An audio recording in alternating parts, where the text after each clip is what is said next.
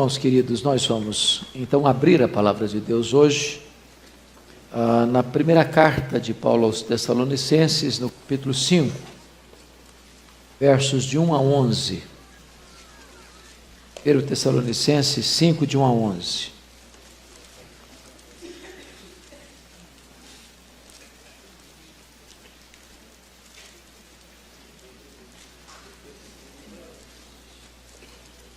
Lido o texto, você vai manter sua Bíblia aberta comigo nesta passagem para considerarmos juntos esse texto.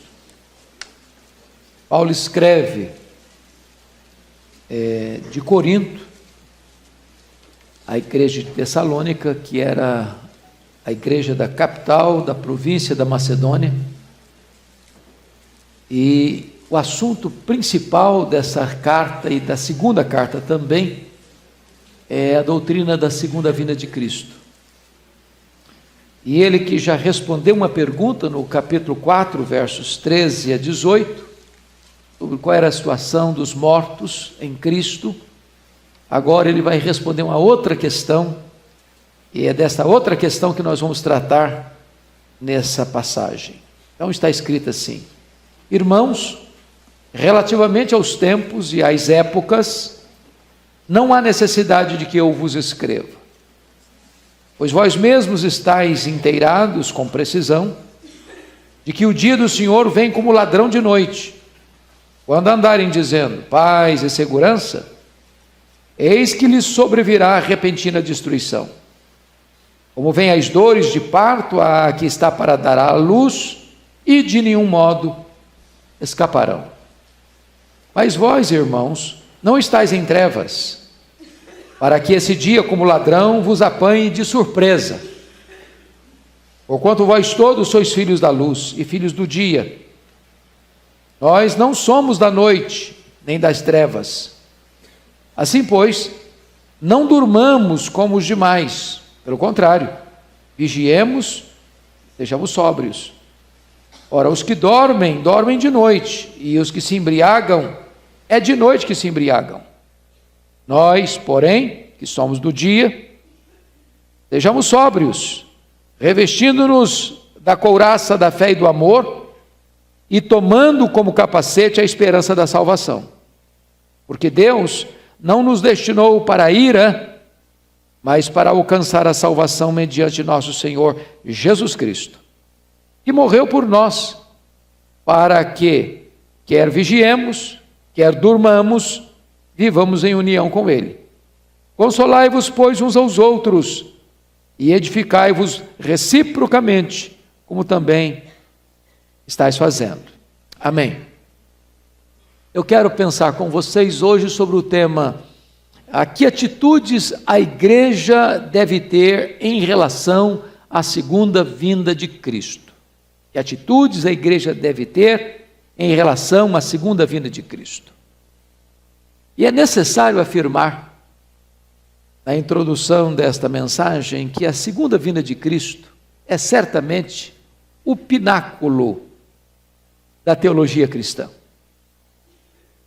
A segunda vinda de Cristo é certamente a apoteose da esperança cristã.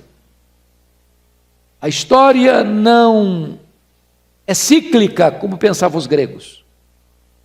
A história não caminha para um desastre, como pensam os existencialistas. A história caminha para uma consumação. E nessa consumação é a vitória retumbante de Cristo e da sua igreja. E esta vitória dar-se-á quando Jesus Cristo voltar, pessoalmente, fisicamente, visivelmente, audivelmente, repentinamente, inesperadamente, inescapavelmente e gloriosamente. Então, amados irmãos, é sobre este glorioso assunto que nós vamos tratar. É claro que esta gloriosa doutrina, sobretudo nos últimos 2 séculos, tem produzido um grande interesse na igreja cristã. Porém, este assunto, penso eu, se extrema de 2 maneiras. Primeiro, aqueles que se entregam à curiosidade frívola.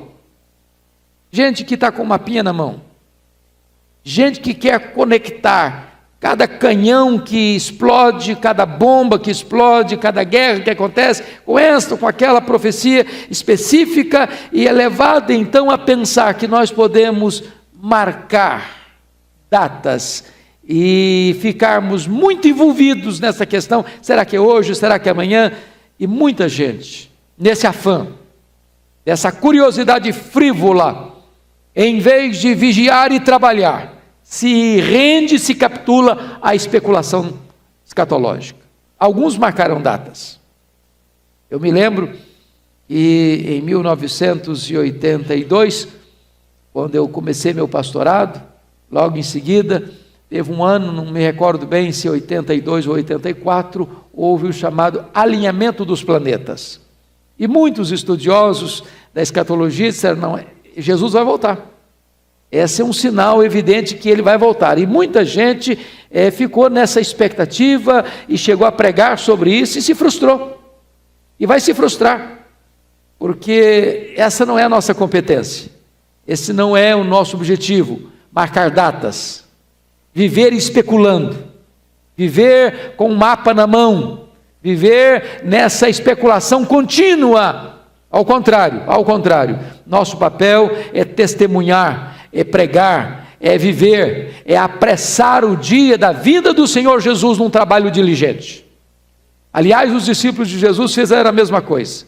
Senhor, vai ser nesse tempo em que o Senhor vai restaurar o reino a Israel? E Jesus respondeu, não vos compete saber, nem tempos, nem épocas que o Pai reservou para a sua exclusiva autoridade, mas recebereis poder ao descer sobre vós o Espírito Santo e sereis minhas testemunhas. Nosso papel é plenitude do Espírito Santo e testemunho do Evangelho. Não precisamos ficar marcando datas, precisamos estar preparados para quando Jesus voltar, nós estejamos prontos para estar com Ele.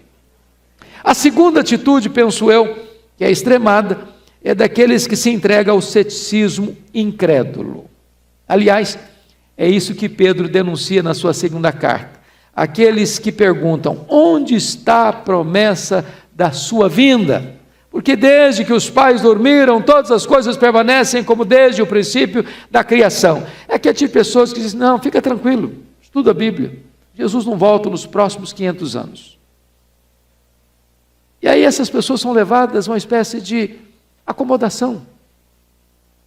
Você e eu não temos o direito de pensar, à luz da Escritura, que Jesus só voltará daqui a 100 anos, 200 anos, 500 anos.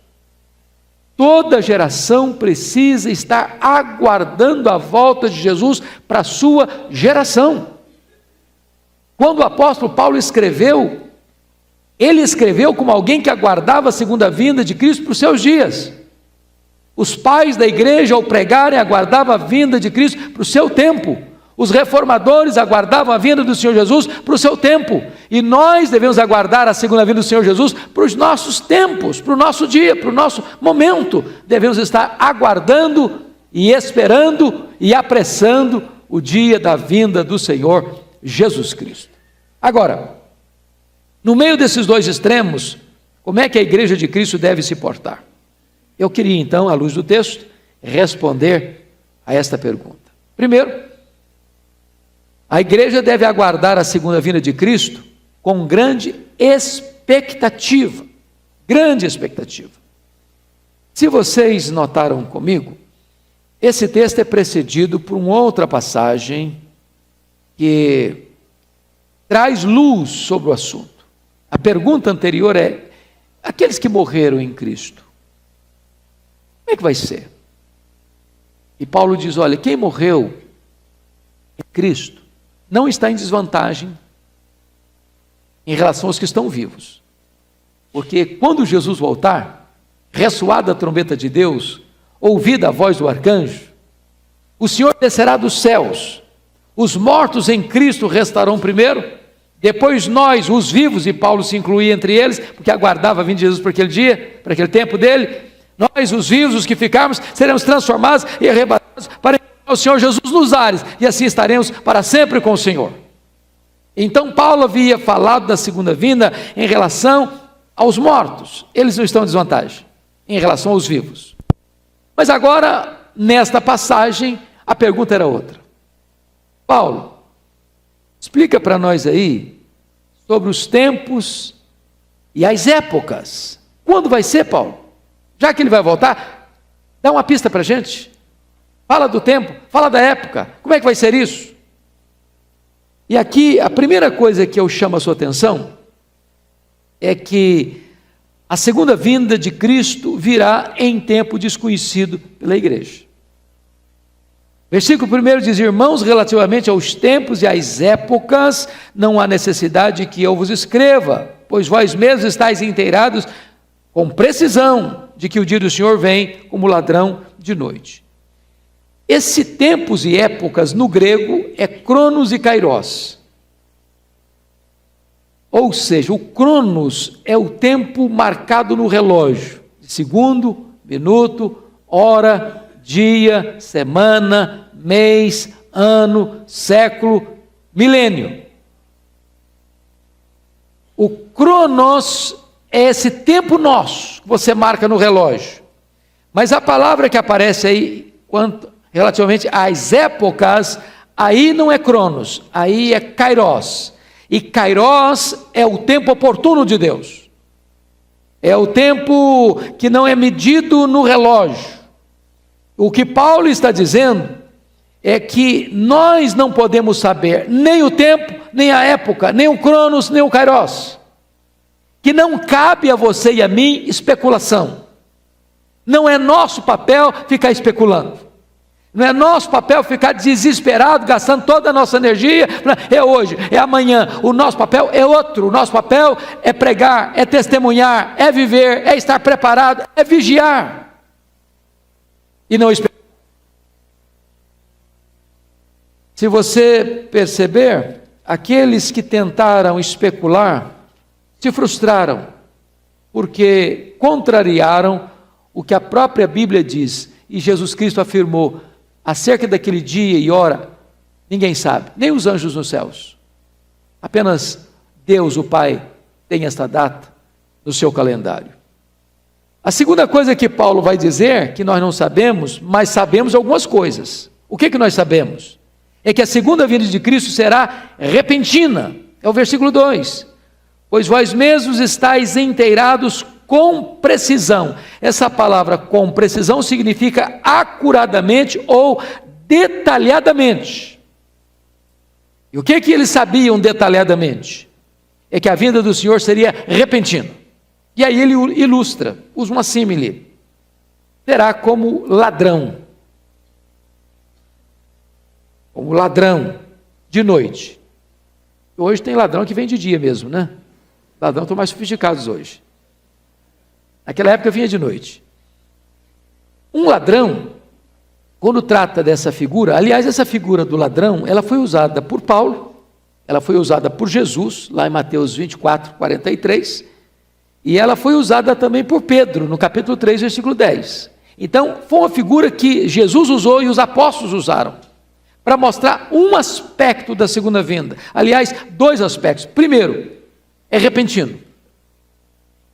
O ladrão vem repentinamente. O ladrão não vem para ficar na sua casa uma semana. Não, ele vem e vai. Ele vem, pega o que lhe interessa e some, e vaza. Ele não fica lá. Ele não se hospeda lá. Então, com esta mesma repentinidade que o ladrão vem numa casa, também assim Jesus virá. Repentinamente. Mas essa ideia do ladrão sugere uma segunda coisa, não é apenas repentina, ela será inesperada. Nenhum ladrão manda uma cartinha para o seu cliente e diz assim: olha, se prepare porque eu pretendo fazer uma visita à sua casa. No dia tal horário, estou chegando aí. Não é assim que acontece. Quando o ladrão chega, ele chega de surpresa. Ele chega quando você não está esperando. Ele chega quando você não está aguardando. E nesse sentido, irmãos, é que a segunda vinda do Senhor Jesus será inesperada. para gente que estará desprevenida, descuidada. Isso leva-nos a entender o que o Senhor Jesus Cristo ensinou. Ele diz assim: sabei, porém, isto, se o pai de família soubesse a que hora havia de vir o ladrão, vigiaria e não deixaria arrombar a sua casa. Ficai também vós apercebidos, porque a hora em que não cuidais, o Filho do Homem virá. Agora, esse ponto de comparação é duplo. Primeiro é que quando Paulo diz que será como ladrão de noite, a primeira coisa que ele está dizendo é que vai ser imprevisível. Mas a segunda coisa na figura é que essa visita do ladrão é uma visita má acolhida. Ninguém abre a porta para o ladrão e diz: seja bem-vindo, que privilégio receber você aqui, que prazer. Ninguém faz isso. Essa figura traz uma outra ideia, não só de que Jesus virá repentinamente, inesperadamente, mas quando ele vier, para muita gente, vai ser uma visita desesperadora. Para quem não estiver preparado, vai ser uma chegada terrível. Nas palavras do profeta Amós, será dia de trevas e não de luz, de desespero e não de alegria, de sofrimento e não de gozo, de choro e não de celebração. Essa é a ideia que Paulo está aqui nos mostrando. E talvez nós pudéssemos ilustrar isso de 3 maneiras. Pense comigo na questão do dilúvio. O dilúvio foi anunciado para aquela geração? Foi anunciado. O que aconteceu com as pessoas? Elas não acreditaram. Noé pregou, Noé falou, Noé falou, Noé pregou, Noé falou, Noé exortou. Ninguém acreditou. Eu pergunto a vocês, quando o dilúvio chegou, foi um dia óbvio? Todo mundo sabia que seria aquele dia? Não. Embora o povo tivesse sido avisado, alertado, conclamado a se arrepender, ninguém se arrependeu, ninguém se preparou, ninguém esperava, ninguém aguardava, e o dia chegou repentinamente, e apenas 8 pessoas foram salvas. Noé, sua mulher, seus 3 filhos e respectivas esposas. Mas vamos pensar numa outra figura. Está lá no livro de Gênesis 19, 12 a 14, a história do Ló. O Ló alertou a cidade de Sodoma do juízo de Deus? Alertou. Ele tinha 2 filhas. Essas moças estavam comprometidas com moços lá de Sodoma. E ele falou, e ele exortou, e ele clamou, e ele pediu, e ele instou. Mas ninguém acreditou. De repente o fogo de Deus desce, não tem mais chance, e a cidade perece. Vai ser com esse aspecto que a segunda vinda de Cristo acontece. Mas você poderia pegar um outro exemplo, que está lá em Lucas 21, 20 a 24, quando Jesus avisa a sua geração de que Jerusalém seria destruída.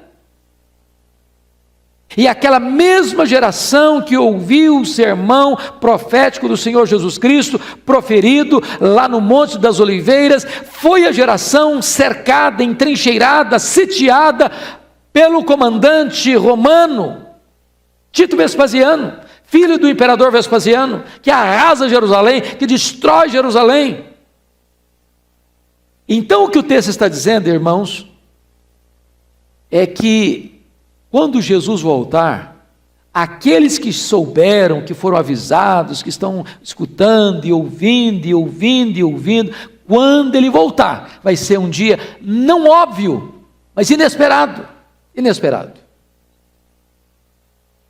Vamos a outro aspecto do texto. A segunda vinda de Cristo virá num tempo de aparente paz e segurança no mundo. Olha o verso 3 comigo. Quando andarem dizendo paz e segurança, eis que lhes sobrevirá repentina destruição. Como vem as dores de parto, aqui está para dar à luz, e de nenhum modo escaparão. A ideia aqui agora é a seguinte: essa ideia de paz e segurança é uma ideia de muitas passagens do Antigo Testamento, de Jeremias, de Ezequiel, de Miqueias. Era uma frase muito usada para os falsos profetas. Falsos profetas prometiam ao povo, mesmo vivendo no pecado, mesmo vivendo na obediência, paz e segurança. Fique tranquilo, nada vai acontecer. Nenhum juízo, nenhuma disciplina, nenhum problema. Enquanto eles estavam recebendo dinheiro, enquanto eles estavam enchendo seus cofres, enquanto eles mastigavam o pão, enquanto o povo lhes dava favores, eles pregavam paz e segurança. Mas eles têm outra ideia. Paz e segurança significa que quando Jesus voltar, o mundo vai estar muito seguro, muito tranquilo, muito confiante no seu poder, nas suas armas, nos seus instrumentos, na sua riqueza, no seu poderio bélico, no seu poderio econômico, nas suas estruturas sociais e econômicas, e a mensagem que as pessoas vão ouvir é essa: paz, segurança. E é nesse momento, quando os homens pensam que o destino do mundo está nas suas mãos, que as rédeas da história estão em suas mãos, é nesse momento que Jesus aparece, repentinamente. Se você perceber, quando Jesus voltar, eles estarão se sentindo na fortaleza da paz interna e da segurança externa. E Jesus Cristo descreve isso em Lucas 17, 26 a 30, assim: assim como foi nos dias de Noé, será também nos dias do Filho do Homem. Comiam, bebiam, casavam e davam-se em casamento, até o dia em que Noé entrou na arca, e veio o dilúvio e destruiu a todos. O mesmo aconteceu, disse Jesus, nos dias de Ló. Comiam, bebiam, compravam, vendiam, plantavam e edificavam. Mas no dia em que Ló saiu de Sodoma, choveu do céu fogo e enxofre e destruiu a todos. Assim será no dia em que o Filho do Homem se manifestar. Agora preste atenção, eu pergunto a vocês: que mal há nisso? Que mal há nisso? Comer, beber, casar e dar-se em casamento. Pergunto mais, foi no dilúvio, agora vamos ver em Sodoma. Que mal há nisso? Comer, beber, comprar, vender, plantar e edificar. O que é isso? São as atividades normais da vida. Qual o problema do homem, irmão? Às vezes a gente fica pensando que o problema da sociedade é quando se fala de crime, de violência, de drogas, de prostituição, de miséria social. As coisas que estão aqui são coisas boas. Casar, dar em casamento, comprar, vender, plantar, edificar. São coisas boas. Mas qual o problema? É quando o homem vive a vida dele sem Deus. É quando ele toca a vida dele próspera, rica, bem-aventurada, nas coisas do aqui e do agora, e Deus está para lá. Ele não pensa que Jesus vai voltar. Ele não pensa em juízo final, ele não pensa em segunda vinda, ele não pensa em acerto com Deus. E é nessa hora, quando a sociedade estiver dizendo paz e segurança, está tudo bem com a gente, é nessa hora que Jesus vem repentinamente. Mas preste atenção na segunda figura do versículo 3. Como vêm as dores de parto a que está para dar à luz, e de nenhum modo escaparão. Pense comigo qual é a figura aqui. Nós já falamos que será repentina, nós já falamos que será inesperada, nós já falamos que será numa época em que as pessoas não estão aguardando mesmo, paz e segurança, mas essa imagem agora da mulher grávida significa que a segunda vinda de Cristo será inescapável. Se uma mulher está grávida, ela tem dentro do seu ventre um bebê. Ela não consegue se livrar desse bebê. O bebê não desaparece. Assim como o parto é inevitável para ela, assim também a segunda vinda de Cristo será inescapável para os homens. Não tem como fugir. Essa é a linguagem de Apocalipse capítulo 6, versículos 12 a 17. Os homens vão se esconder, os homens vão querer a morte, Os homens vão tentar entrar em cavernas, os homens vão se desesperar, mas não tem como fugir desse dia, não tem como se ausentar, se esconder numa caverna. Quando Jesus voltar, todo olho o verá, até aqueles que o traspassaram. A segunda vinda será inescapável. Muito bem, amados. O que o texto está querendo dizer, e notem vocês, e de nenhum modo escaparão, é que a segunda vinda de Cristo será um dia de glória e terror ao mesmo tempo. Pensem vocês que a figura da mulher grávida pode trazer duas coisas boas, duas coisas diferentes. A segunda vinda será inescapável, como a mulher está grávida e precisa dar à luz. Isso é inescapabilidade. Mas para nós crentes, as dores de parto de uma mulher substituídas pela alegria de um filho que nasce. Ela se esquece da dor e se alegra com o filho que chegou. Nós vivemos num mundo de choro, nós vivemos num mundo de dor. Assim como a mulher está sofrendo as dores de parto, a igreja está gemendo as dores de parto. A natureza está gemendo as dores de parto. O próprio Espírito Santo de Deus também geme em nós, intercedendo por nós com gemidos inexprimíveis. Mas quando Jesus voltar, todos os gemidos, todas as dores cessam, porque a alegria da vitória e da segunda vinda de Cristo, quando receberemos um corpo novo e habitaremos e reinaremos com Ele para sempre, substitui e cessa toda a nossa dor e todo o nosso gemido e todo o nosso sofrimento. Pois bem, vamos à segunda lição desse texto então. A igreja deve aguardar a segunda vinda de Cristo com profunda vigilância. Olha comigo os versos 4 a 7. Ele está tratando no verso 3, o reflexo da segunda vinda para o ímpio, que ele não vai escapar, mas agora tem um adversativo aí, uma conjunção adversativa. Versículo 4, mas vós, irmãos, não estáis em trevas, para que esse dia, como ladrão, os apanhe de surpresa. Então ele começa a contrastar aqui a segunda vinda de Cristo para o ímpio, que vai pegar de surpresa, que vai ser um dia de sofrimento para ele, de desespero, com os salvos, com os remidos.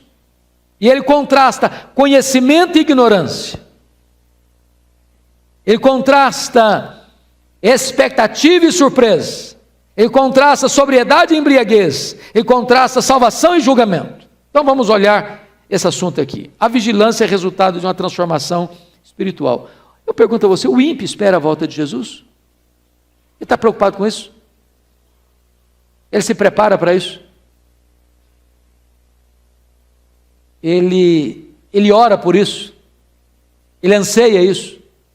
Ele apressa esse dia? Absolutamente não. Absolutamente não. Então, se você está aguardando, se você está esperando, se você está vigiando, se você anseia a segunda vinda de Cristo, se representa uma coisa: você foi transformado pelo poder do Espírito Santo.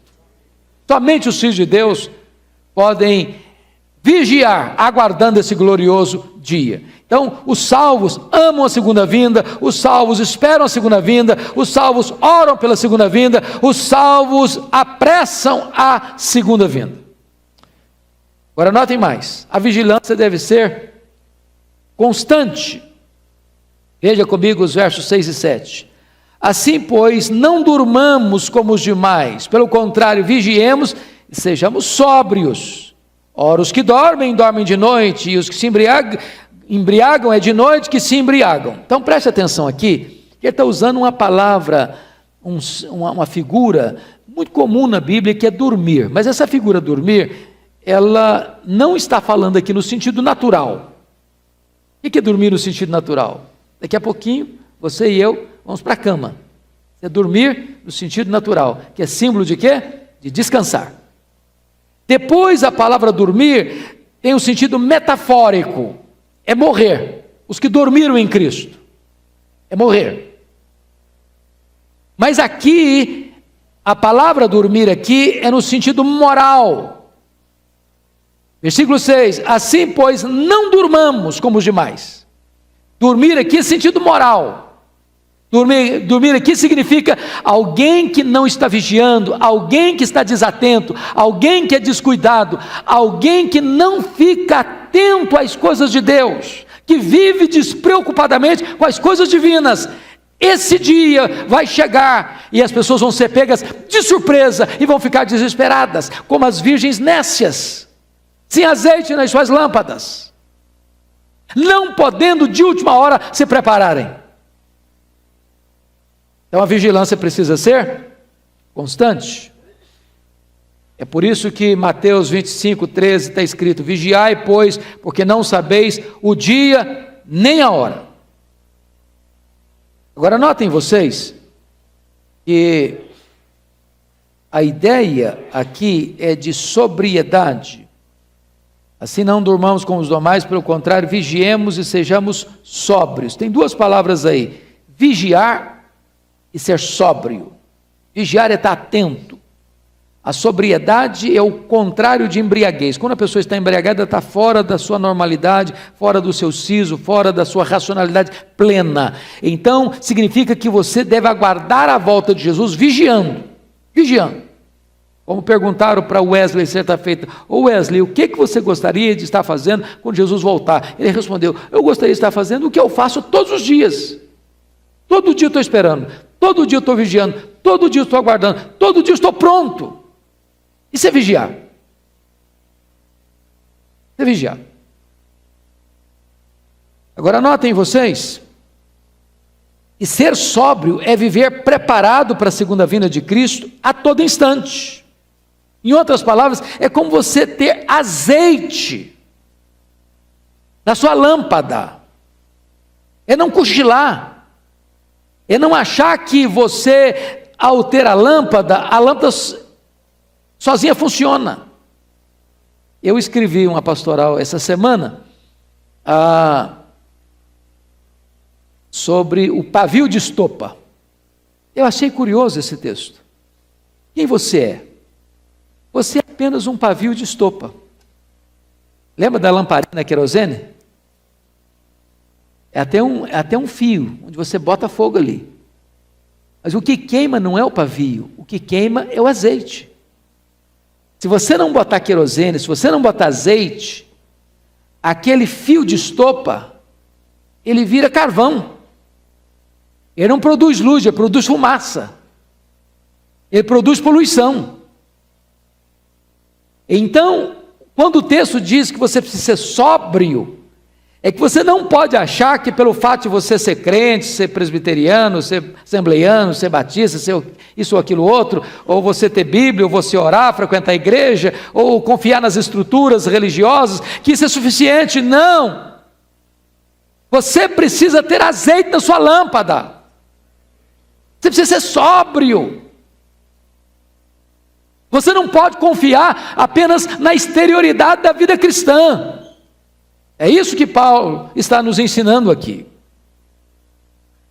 Mas agora preste atenção. Como é que a igreja deve aguardar a segunda vinda de Cristo? Em terceiro lugar, a igreja deve aguardar a segunda vinda de Cristo com corajosa militância. Você pode ler o versículo 8 comigo? Vamos juntos? Nós, porém, que somos do dia, sejamos sóbrios, revestindo-nos da couraça da fé e do amor, e tomando como capacete a esperança da salvação. Então preste bem atenção no que eu vou lhes dizer.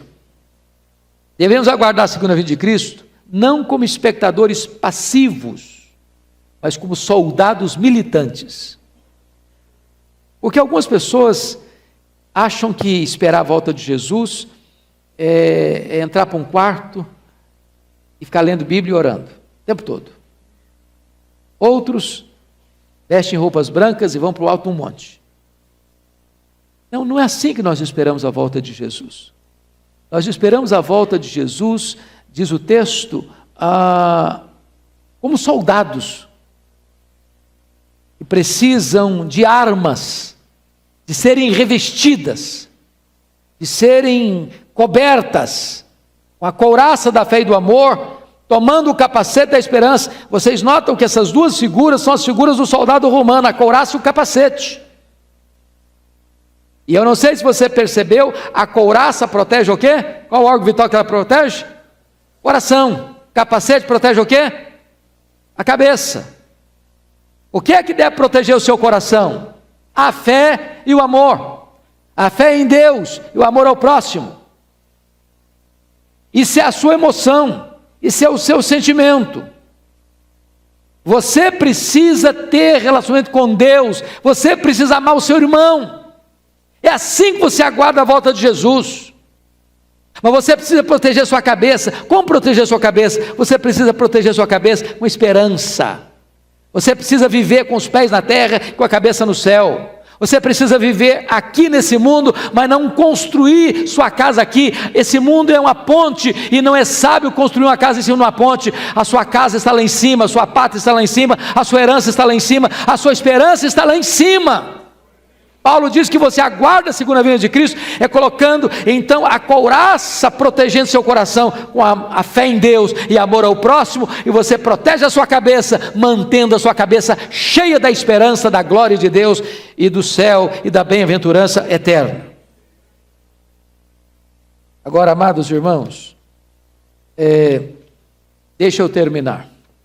A igreja deve aguardar a segunda vinda de Cristo com sólida confiança. Confira comigo os versos 9 e 10. Você pode ler junto comigo, por favor? Vamos lá.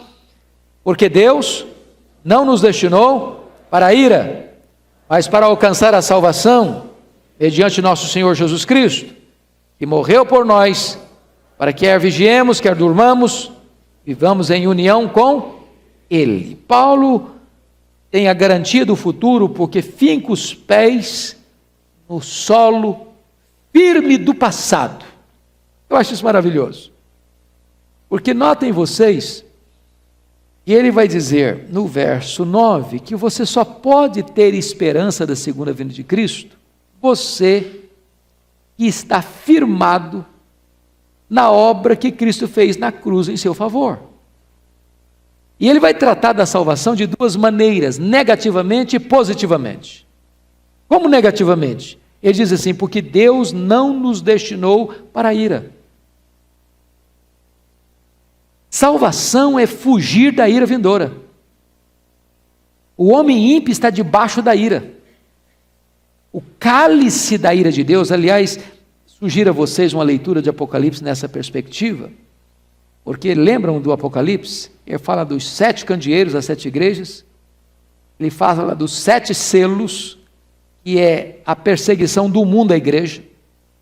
Depois ele fala das 7 trombetas, que é o juízo de Deus ao mundo, mas um juízo parcial, ou seja, é a ira de Deus misturada com a misericórdia. Não é isso que Deus faz hoje com o mundo? Deus está irado com o pecador, mas ao mesmo tempo Deus é misericordioso com o pecador. Mas então finalmente vem as 7 taças da ira de Deus. No dia do juízo não vai haver mais misericórdia, é só o juízo, é só a ira. Então, para o homem ímpio, o que resta para ele é a ira, é o juízo final. Aí Paulo está dizendo o seguinte: ora, Deus não nos destinou para a ira. Você que está salvo pela graça, você foi poupado da ira. Por quê? Porque a ira que devia cair sobre você, caiu sobre o Filho de Deus. A ira que devia fulminar você, fulminou o Filho de Deus. Diz a Bíblia que agradou ao Pai moê-lo naquela cruz. Ele bebeu sozinho aquele cálice amargo, e aquele cálice era exatamente a ira de Deus que devia cair sobre nós. Então nós não estamos destinados para a ira, porque nós que cremos em Jesus, fomos substituídos naquela cruz, e Ele carregou sobre si o nosso pecado, e recebeu a justa punição do nosso pecado, e a ira de Deus o atingiu, e Ele morreu substitutivamente pelos nossos pecados.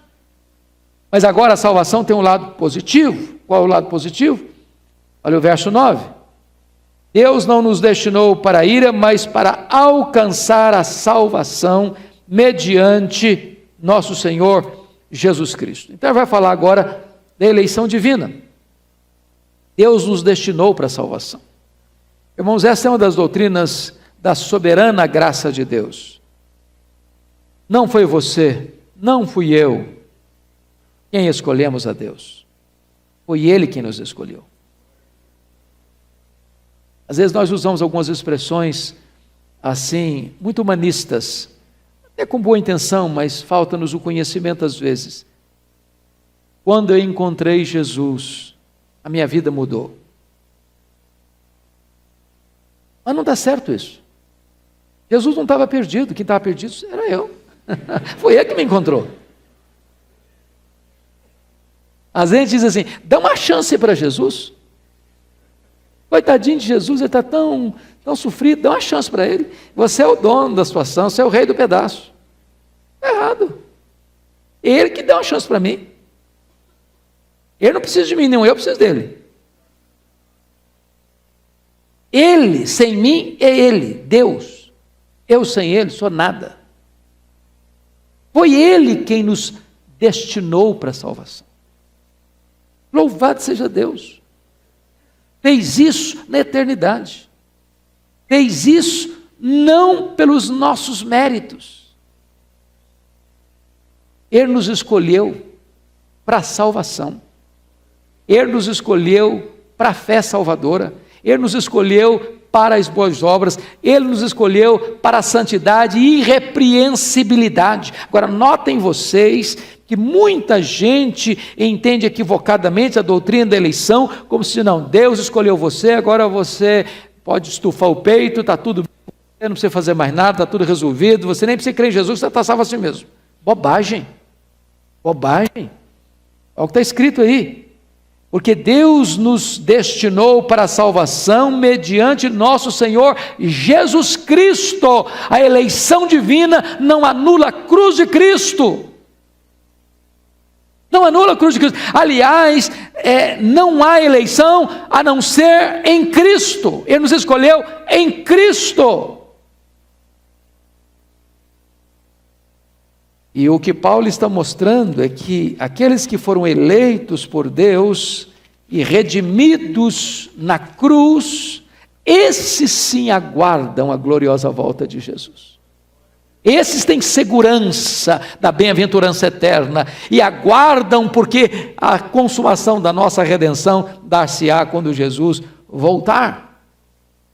Agora, eu quero concluir levando você para o finalzinho do verso, aliás, para o verso 10, que é algo sublime. Preste atenção aí. Que morreu por nós, para quê? Quer vigiemos, quer durmamos, vivamos em união com Ele. Veja que a Bíblia precisa ser lida e interpretada. Quando ele diz assim, versículo 6, assim pois não durmamos, está falando do sono moral. Mas agora ele diz no verso 10, quer vigiemos, quer durmamos. A dormir aqui agora é morrer. Já tem outro significado. O que ele está dizendo? Não importa, quer vigiemos, está falando de gente viva. Você está vigiando, você está vivo, certo? Quer durmamos, vamos imaginar que alguém já morreu. Não importa se você já morreu ou se você está vivo, você está unido com Cristo. É isso que ele está dizendo. Quer vigiemos, quer durmamos, vivamos em união com Ele. Irmãos, o que é morrer para um crente? O que Paulo diz? Para mim, o viver é Cristo e o morrer é lucro. E ele diz mais. Morrer, lá em 2 Coríntios 5,8, é deixar o corpo e habitar com o Senhor. O que é que ele diz em Filipenses 1,23? Morrer é partir para estar com Cristo, o que é incomparavelmente melhor. Então, vamos parar um pouquinho aqui para a gente corrigir algumas falas nossas, às vezes, até muito corriqueiras no nosso vocabulário. Por exemplo, perdi meu pai, perdi minha mãe. As pessoas nos referem assim às vezes, alguém que morreu, perdi meu pai o ano passado, perdi minha mãe há 2 anos, perdi meu filho, perdi meu irmão. Está certa essa expressão, biblicamente falando? É assim que devíamos pronunciar ou nos comunicar? Eu gosto daquela expressão de um pai que acabara de sepultar o seu filho, e chega um amigo, dá um abraço nele e disse: meus pêsames, ou meus sentimentos, eu soube que você acabou de perder o seu filho. O homem corrigiu a fala, disse: não, senhor, eu não perdi meu filho.